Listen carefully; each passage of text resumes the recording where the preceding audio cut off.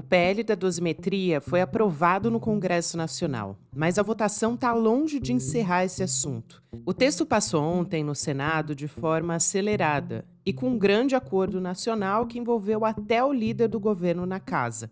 Eu fiz, sem consultar o presidente da República ou a ministra Gleice, porque eu acho que quem está na política tem que ter coragem de se arriscar. A política sem risco não tem graça. Me arrisquei e não me arrependo. Senadores da base reclamam nos bastidores e fazem críticas pesadas sobre a forma como a matéria foi conduzida.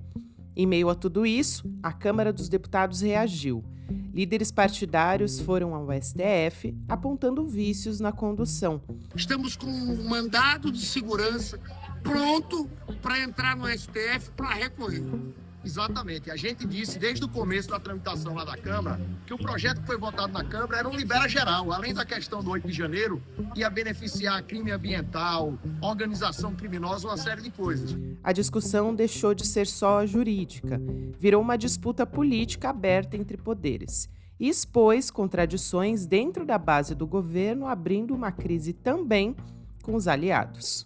Quinta-feira, 18 de dezembro de 2025.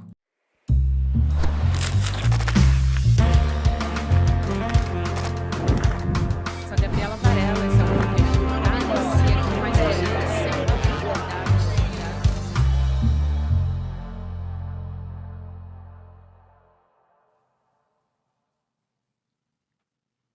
Olá, seja muito bem-vindo, seja muito bem-vinda. Eu sou a Gabriela Varela, está começando um videocast em detalhes ao vivo nessa quinta-feira, dia 18 de dezembro. Aliás, importantíssimo que você que participa junto com a gente aproveita, porque em 2025, ou você participa hoje do nosso chat, ou então só no ano que vem, comigo e com o meu convidado especial, que é o jornalista Kleber Lourenço, nosso repórter do iclnoticias.com.br e também nos nossos canais. Kleber, bem-vindo, que bom te receber aqui mais uma vez. Obrigado, Gabi. Um bom dia já, né? Bom dia. Ainda bom dia para a comunidade do ICL. Bom dia e também boa tarde, boa noite para quem vai nos assistir depois.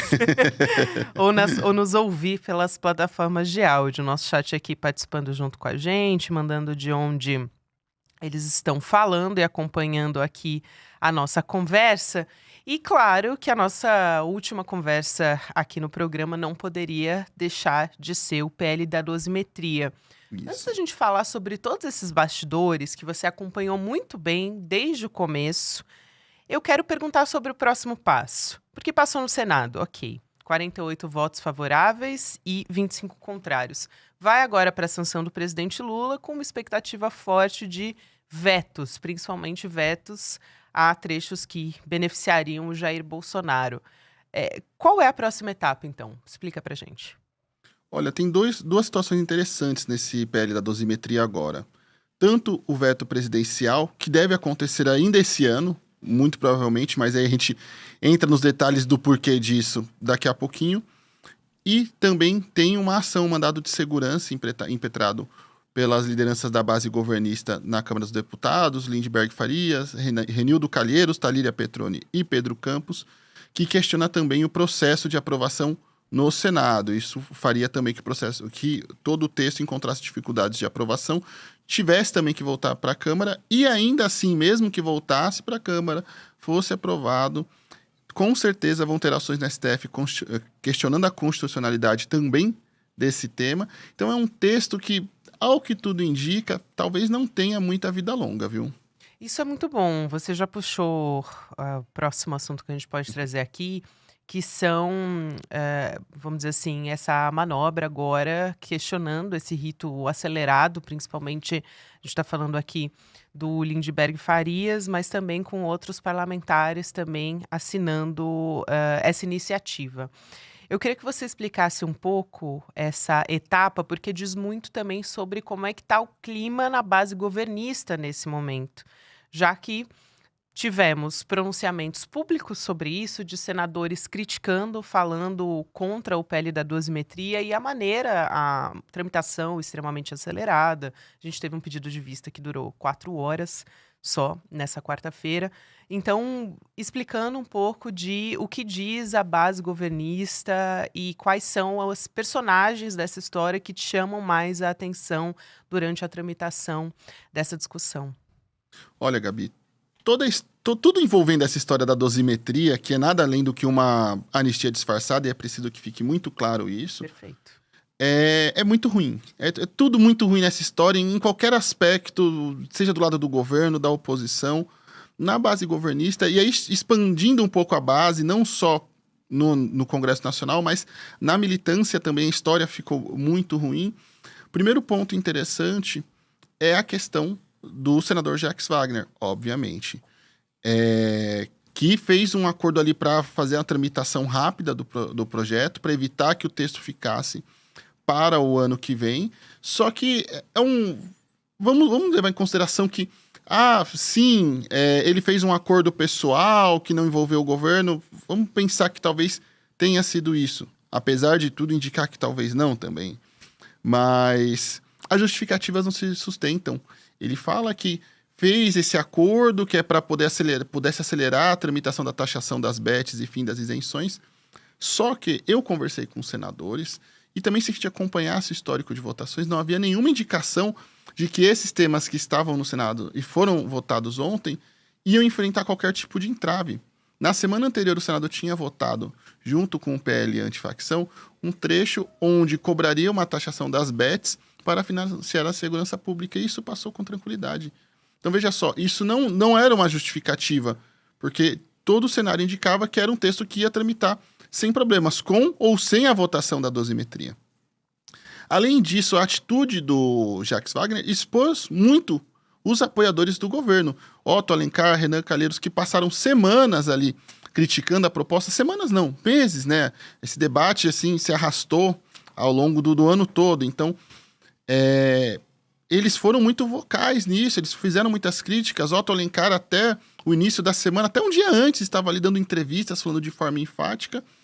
E aí, nas vésperas da votação, já tinha todo um acordo. Eu conversei, inclusive, com o senador veneziano Vital do Rego, que já tinha também me confirmado, nós vamos, eu vou entrar com um pedido de vista, nós vamos postergar o projeto o quanto antes para que ele fique para o ano que vem. Porque havia uma avaliação de que quanto mais demorasse para que a proposta fosse votada, Gabi, pior era para a proposta. E isso ficou muito claro, porque foi graças à intervenção do Otto Alencar na semana passada que o texto não foi votado direto no Senado. Ele pediu que passasse na CCJ. Então, deu-se uma semana de intervalo. Isso fez com que o texto ficasse sob escrutínio dos senadores e da sociedade também. E aí foram verificados os problemas. E aí começou a criar um clima ruim para a própria anistia. Aliás, o Otto Alencar inicialmente tinha dito que não tinha a menor chance de passar na CCJ, chegou até a chamar de PEC da blindagem disfarçada. Exatamente. PEC da dosimetria. Então, veja só o nível de comprometimento que, por exemplo, o Otto Alencar, que é um aliado do governo, tinha com a proposta. E aí chega Jacques Wagner, um pouquinho antes ali do início da sessão na CCJ, e conversa com o Otto, pedindo para que o pedido de vista não seja ali muito extenso, que dure pouquinho, que seja só 4 horas. E foi isso que aconteceu. Para piorar ainda, os líderes da base governista não estavam no Senado, não estavam na CCJ. Rogério Carvalho estava no Sergipe, sua base, numa outra agenda. Participou remotamente, mas a gente sabe que no Senado há um peso diferente para quem está lá na sessão presencialmente e para quem está virtualmente. Porque nem é visto quando pede fala ou algo do tipo, não consegue debater ali muito no ao vivo com os senadores, com o presidente da casa. Então, teve uma atuação mais comprometida. E os demais estavam em reuniões do Palácio do Planalto, que chamou uma reunião com 1 mês ou mais de antecedência, mas que não pensou em talvez mudar o horário, mudar a data de uma reunião ministerial que poderia ter acontecido em outro momento, e aí tirou também os demais líderes dali. Tanto é que o próprio Otto Alencar ressaltou no plenário da CCJ de que não haviam líderes governistas ali. E isso reflete também numa outra atitude muito importante, Gabi. No momento que foi votada na CCJ a dosimetria, ou anistia, eu tenho muita resistência em falar dosimetria, Gabi, mas... Porque é uma anistia disfarçada. É o uma melhor nome para descrever, para ficar mais didático para quem está nos ouvindo. Mas, fato, é o nome do PL, enfim, que se popularizou e que todo mundo sabe do que a gente está falando. Mas sim, vamos entrar a num dosimetria, eu consenso. fico com uma impressão de que é uma tentativa de enganar as pessoas. Isso. É terrível. Mas tanto é que nesse momento, tanto o Otto Alencar quanto o Renan Calheiros não participaram da votação. O Renan Calheiros, no seu discurso na CCJ, falou: eu não vou participar dessa farsa. Então isso criou um clima muito ruim entre os senadores da própria base que estavam lá discutindo, defendendo a queda da proposta. E aí, no último segundo, o líder do governo no Senado vai e dá de ombros para toda a articulação que foi feita nas últimas semanas para derrubar o texto. Mais uma vez, é tudo muito ruim no entorno dessa história da dosimetria anistia. Tem muitos comentários chegando aqui no nosso chat, Kleber. Eu até quero dividir um pouco de posicionamentos e um pouco algumas pessoas perguntando também. A Amélio diz: ministros, na verdade, do STF se manifestam nos autos, não tem que ficar desmentindo fuxico, fofoca de oposição e tal, que muitas vezes se coloca como aliada. E tem perguntas aqui também. Hans pergunta: por acaso o ministro Alexandre de Moraes se pronunciou a respeito dessa pseudo-dosimetria, que está mais para uma ampla anistia para criminosos golpistas? E o Alexandre de Moraes, ele se pronunciou previamente, antes da aprovação do PL da dosimetria. Então, quando ele estava fazendo o julgamento, quando os ministros nas semanas estavam discutindo lá no STF, na primeira turma, o julgamento do núcleo 2 da trama golpista, do 8 de janeiro, ele aproveitou para criticar o PL da dosimetria sem falar diretamente sobre isso, mas marcou uma posição, falando que reduzir penas para condenados pelos ataques, enfim, passariam uma mensagem errada de que existe uma tolerância para ataques contra a democracia. Então, sim, ele se pronunciou, ficou muito claro que era sobre o PL da dosimetria. Mas acrescentando a isso, a gente tem até uma apuração que eu quero ressaltar o trabalho do nosso jornalista Luiz Costa Pinto, que há mais de uma semana, na quarta-feira passada, trouxe primeiro essa apuração, e aí um comprometimento com o que ele apurou, enfim, sobre um acordão que envolve até ministros do Supremo Tribunal Federal. E você explicou aqui em boa parte quais são as teses que corroboram com isso. Uma delas é o projeto da dosimetria vinculado a esse projeto da taxação, que envolve a taxação das bets, né, das apostas esportivas, e também as fintechs. Quero te ouvir um pouco sobre isso também, porque tem outros senadores, claro, negando, e até aquela... Você falou do Jacques Wagner, mas tem também a tese de que o Jacques Wagner agiu sozinho nessa situação. Então, acho que esse jogo e essa estratégia política, tudo isso que está acontecendo nos bastidores, é importante a gente explicar aqui para a nossa audiência também. Sim, a verdade é que, sim, o Luiz Costa Pinto ele é muito assertivo em apontar um acordo para anistia. Os termos desse acordo, quais são, quem são os envolvidos ali, tem muitos meandros ali que eu acredito que vamos saber ao longo dos próximos meses, talvez anos. Mas um fato é concreto. Essa discussão de anistia, o ano inteiro, foi usado como um grande balcão de apostas. De apostas não, de negociações. Foi sempre uma moeda de troca para alguma coisa. Tanto é que a gente tem alguns meses atrás o próprio Paulinho da Força falando que só votaria a isenção do imposto de renda até R$5.000 se fosse votada a anistia. Isso é um dos exemplos de quando foi usada como moeda de troca. E sempre ficou como uma espécie de espada sobre a cabeça do governo. Qualquer coisa que ocorresse, vinha uma liderança da Câmara, do Senado, ou até mesmo, às vezes, até o próprio Hugo Mota: cuidado que eu vou votar anistia. Vou botar anistia na mesa. Então, o tempo todo, independente do acordo que foi feito com o STF, com o governo, com o ministro Alexandre de Moraes, quem é que seja, o tempo todo a anistia foi usada como negociação por diversos atores.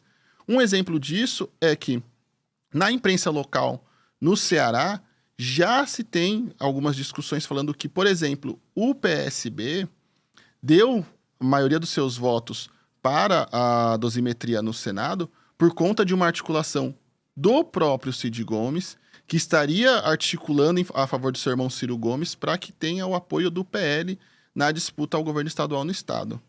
Ainda, é claro, está numa discussão muito preliminar. Eu li algumas reportagens da mídia regional sobre isso, mas só para você ter um exemplo, Gabi, de como a anistia não passou de uma grande moeda de troca para diversos atores na política nacional. Isso. Então, além desse acordo noticiado pelo Luiz Costa Pinto numa excelente reportagem, a gente tem várias outras negociações que ocorreram em bastidores e em outras situações por isso.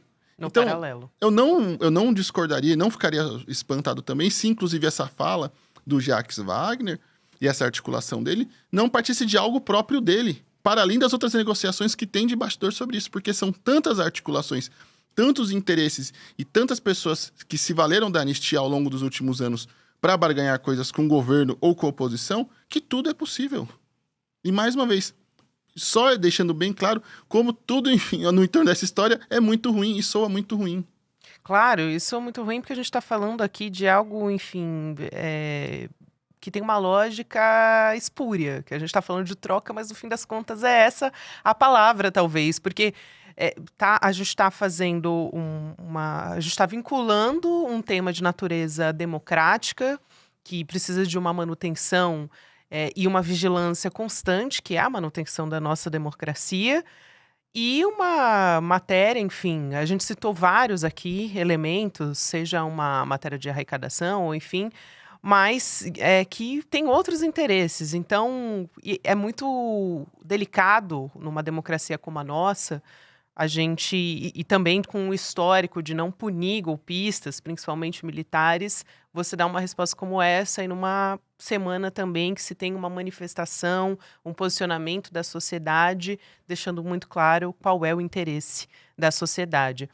Eu te pergunto também a respeito do Jacques Wagner, sobre essa hipótese de que ele agiu sozinho e tal, saiu uma apuração da Daniela Lima, também repórter do UOL, sobre a possibilidade do Jacques Wagner deixar a liderança em 2026. Se você ouviu alguma apuração nesse sentido, enfim, e muita gente aqui no chat falando justamente sobre esses posicionamentos controversos já do Jacques Wagner, que não são de hoje, não é exatamente uma novidade o que a gente está conversando aqui. Exatamente. Sobre o Jacques Wagner, o governo demorou para tirar ele da liderança. Já faz tempo, independente da história da dosimetria e afins, já faz muito tempo, inclusive eu falo isso em artigos, já comentei isso aqui no ICL algumas vezes, que o Jacques Wagner estava de costas para o governo e ele é uma pessoa que assumiu uma postura de eu faço o que eu quero, eu banco o que eu quero e é isso, sabe? Um exemplo gritante do que estava por vir pro governo foi numa discussão ali ao longo do início do ano sobre aquela projeto de lei que limitava as decisões monocráticas de ministros do STF. O governo tinha uma orientação contra, o PT tinha uma orientação contra, via-se aquela manobra como um ataque à corte, uma retaliação em relação ao julgamento da tentativa de golpe. E o Jacques Wagner, que acho que vale frisar isso muito, líder da bancada governista no Senado, votou a favor da proposta e, quando questionado por isso, se sentiu de direito de dizer que estava dando um voto meramente pessoal. Então, sabe, já é absurdo demais um parlamentar querer falar que vai dar um voto pessoal e fica por isso mesmo. Um parlamentar, acima de tudo, é alguém eleito pelo povo. Então, ele não tem esse direito de ter posições pessoais. Não tem. Ele tem as decisões ali da sociedade, dos eleitores e afins. Mas ainda mais um líder de bancada que faz orientação de voto, que faz articulação, e inclusive neste caso, representando o governo. Então, ele foi lá e disse isso. Então, já dava um sintoma e o governo demorou para isso. Mais uma vez, indo pela tese de que ele fez isso de forma individual, então o governo participou desse acordo de forma indireta. Ou direta, como tem na matéria do Luiz Costa Pinto, ou indireta, porque tinham todos os problemas de Jacques Wagner e mantiveram o Jacques Wagner à liderança num posto importante, com todos os problemas, e ele sofreu mais uma exposição. Não é a primeira exposição que Jacques Wagner causa ao governo por posições pessoais, por assim dizer, e reiteradas vezes ao longo dos últimos 2 anos, ele falou várias vezes em defesa de uma redução de pena, ou tentando atenuar a questão do 8 de janeiro, ou em relação ao golpe, aos líderes golpistas. Ele deu várias declarações problemáticas, ele foi alvo de críticas várias vezes por posicionamentos que acho que dá para dizer até mais favoráveis ao 8 de janeiro, pró-8 de janeiro. Então o governo escolheu ter esse problema, sabe? Atravessou a rua para tropeçar na casca de banana. Pois é, a ministra Gleisi até falou publicamente sobre isso, dizendo que foi um erro, mas ela disse que não está em discussão a saída do Jacques Wagner da liderança. Fato é que tem apuração, como eu já citei, da Daniela Lima, dizendo que isso deve acontecer em 2026. Outra questão é de como isso vai chegar lá no Supremo Tribunal Federal. Hoje de manhã, no N1, para quem está nos acompanhando desde o início da nossa programação, o William De Luca comentou, e achei muito acertado, que o STF vai funcionar quase como um termômetro ali. Ele não usou exatamente esse termo, mas é um entendimento de que o STF vai nos dizer, ou vai passar o recado para a sociedade, de qual é o grau desse acordo. O STF vai considerar o PL inconstitucional, Kleber?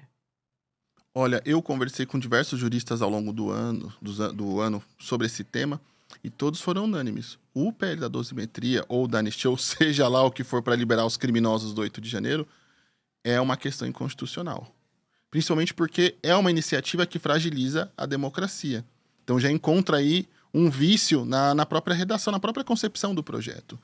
Então, se de fato o STF, que é uma corte constitucional, que julga questões constitucionais, for julgar o tema à luz da Constituição e da defesa da Constituição, esse projeto vai ser declarado inconstitucional.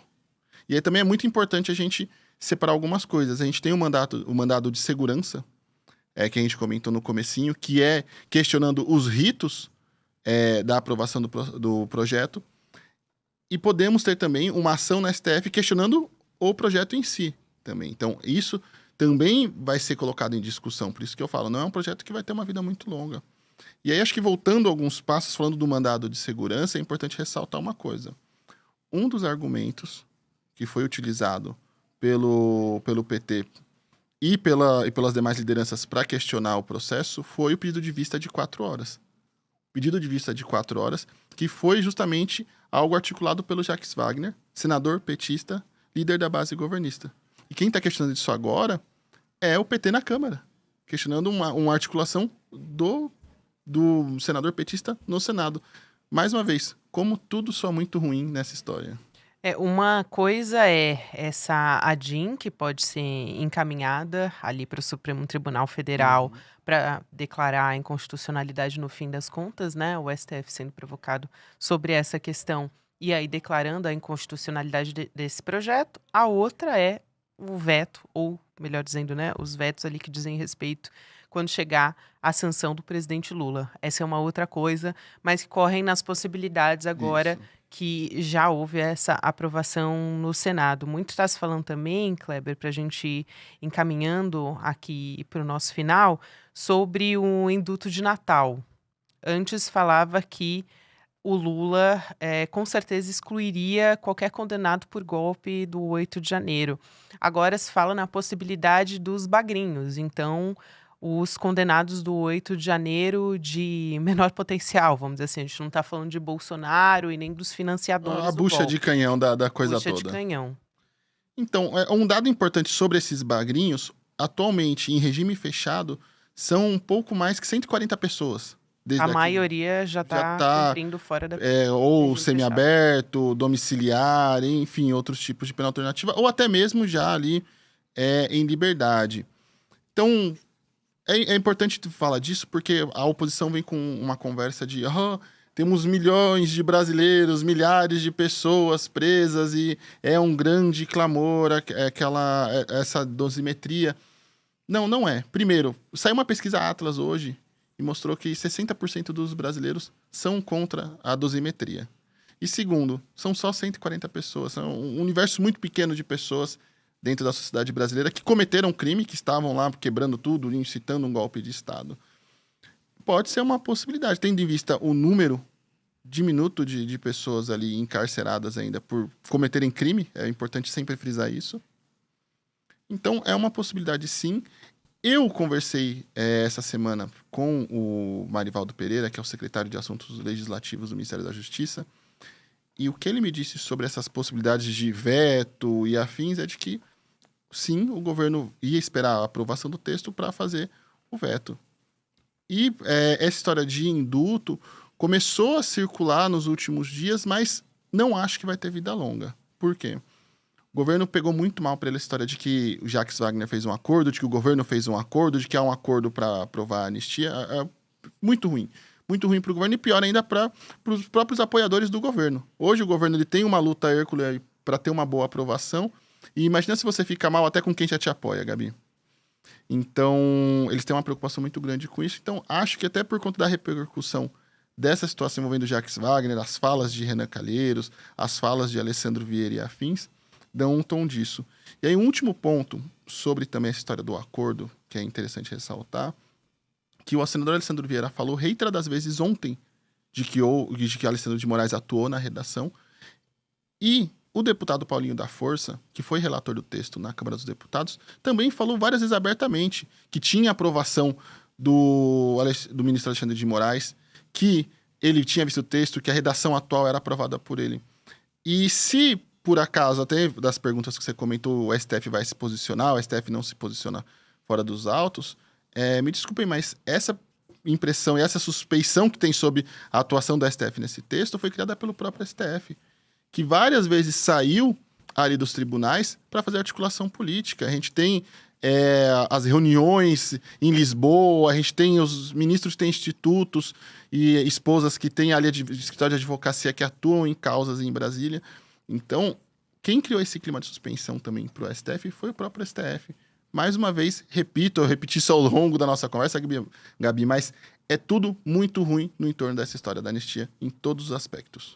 Até já o Luiz Costa Pinto vindo aqui essa semana no Em Detalhes falou sobre a importância de se estabelecer um código de conduta do Supremo Tribunal Federal.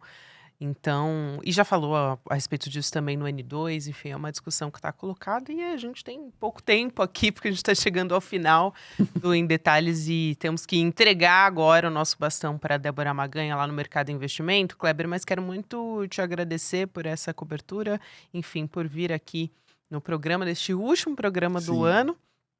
E a gente vai estar de volta aqui no ano que vem. Tamo junto no próximo ano, em 2026. Aliás, semana que vem a gente continua, na verdade, ainda em plantão. Em Detalhes que vai dar uma pausa, mas N1 e N2 estamos aqui atentos todos os dias. E ainda hoje eu devo soltar no site também um artigo falando um pouquinho mais dessa confusão e de como, mais uma vez, é tudo muito ruim nessa história da anistia ali. Para quem quiser acompanhar, entender melhor o que aconteceu e todas as repercussões e discussões sobre isso, vai estar lá no ICL Notícias. Porque certamente essa discussão não vai acabar por agora, não. Ainda exatamente. Tem muita água para rolar. Aliás, acho que dessa vez a gente vai continuar falando sobre isso ainda por um bom tempo. Provavelmente. Obrigada, Kleber, e até ano que vem. Valeu. Obrigado, Gabi. Até mais.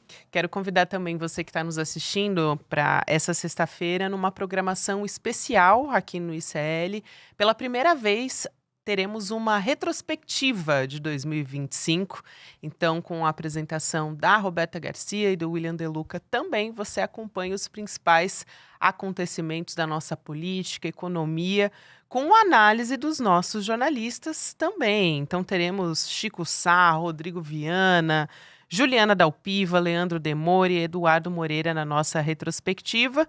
Você pode acompanhar em icl.com.br/retro, ao vivo amanhã a partir das 8 horas da manhã nos canais do ICL, então no horário do ICL Notícias primeira edição, que você está acostumado a assistir aqui nos nossos canais do ICL. É nessa sexta-feira, também conhecida como 19 de dezembro, deixa anotado aí na sua agenda. E agora a gente vai acompanhar o nosso Mercado em Investimentos com a Débora Maganha. Depois tem o Rolê ICL e o Em Detalhes está de volta no ano que vem, pessoal. Enquanto isso, você fica com as nossas apurações diariamente no nosso site, iclnoticias.com.br, e também no nosso plantão de Natal e Ano Novo. Semana que vem estou junto com vocês também. Obrigada e até a próxima. Olá, turma! As inscrições para a pós-graduação Repensando o Brasil, turma de 2026, estão abertas. E como a gente sempre faz, a gente separa um número de vagas limitado com uma condição muito especial. Essas vagas estão acabando, já entrou muita gente na pós. Vale lembrar que essa pós aconteceu em 2025 e foi um sucesso estrondoso, 5.000 pessoas inscritas na pós. E assim, o número de elogios e de mensagens que a gente recebeu ao longo de todo o ano é inimaginável. A gente está muito feliz, por isso a gente resolveu lançar essa turma de 2026 e com muitas novidades. O professor João César Castro Rocha, por exemplo, é nosso novo professor. e se junta a Ladislau Dalbor, Marilena Chauí, a Gessé Souza, aquele time todo de primeira que vocês conhecem que essa pós tem. Então aproveita essas condições especiais que a gente tem para as primeiras pessoas que se inscrevem e vão embora fazer história com mais essa turma de uma pós que está fazendo a diferença no nosso país. Um abraço! Você sabia que todos os nossos programas estão no Spotify? A notícia não pode parar e agora você pode acompanhar todos os nossos programas onde e quando quiser. Siga nossos canais no Spotify e tenha acesso ao Chico Pinheiro Entrevista, Desperta ICL, Rolê e muito mais. ICL no Spotify. Informação que te acompanha.